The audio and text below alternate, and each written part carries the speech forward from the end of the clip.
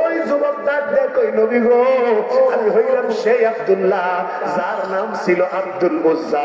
আপনি কালেমা পড়াইয়া নাম রেখেছিলেন আব্দুল্লাহ। বলেন আব্দুল্লাহ, তোমার না বিশাল সম্পদের পাহাড় আছে, সকালে একটা নতুন জামা, বিকালে আরেকটা নতুন জামা পরো, তাহলে তোমার এই অবস্থা কেন?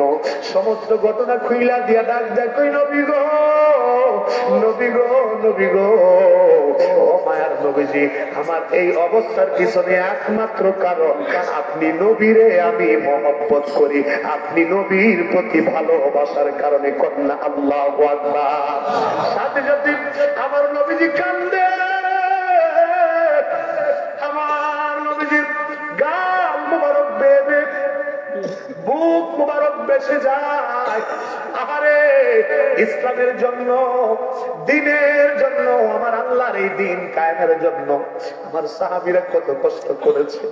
হযরত আব্দুল উজ্জা এইরকম অবস্থা দেখে আমার নবী দৌড়ায় হুজরা মুবারকের ঘরের ভিতরে গিয়া আমার নবীজি দুইটা কাপড় এনে আব্দুল উজ্জাকে দিলেন, আর আব্দুল উজ্জা একটা নিচে লুঙ্গি হিসেবে পরলেন, আর একটা গায়ের মধ্যে জড়ায় দিলেন। বন্ধু, আমার নবী কান্দে, আহারে, ইসলামের জন্য এত কষ্ট করতেছে আমার সাহাবীরা।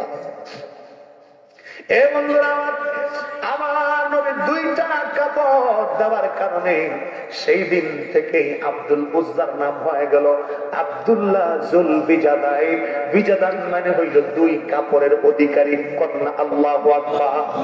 বন্ধু, নবীর প্রেমে যদি পাগল হইতে পারো গো, জীবনটা সার্থক হয়ে যাবে।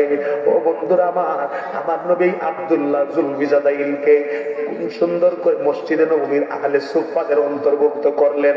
আহলে সুফফা হইল তারা যাদের কোনো বাড়িঘর নাই, ঘর বাড়ি নাই, ঠিকানা নাই, কোনো খাবার নাই, পানি নাই, তারা মসজিদের মধ্যে থাকে, আমার নবীর সঙ্গ দেয়। যদি আল্লাহর ওয়াস্তে কোনো কিছু পায় তাহলে খায়, আর না হলে এমনিতেই দিন কাটায় দেয়। বন্ধুরা আমার, আব্দুল্লাহ জুল বিজাদাইন ওই তাদের সাথে থাকতে ছিল।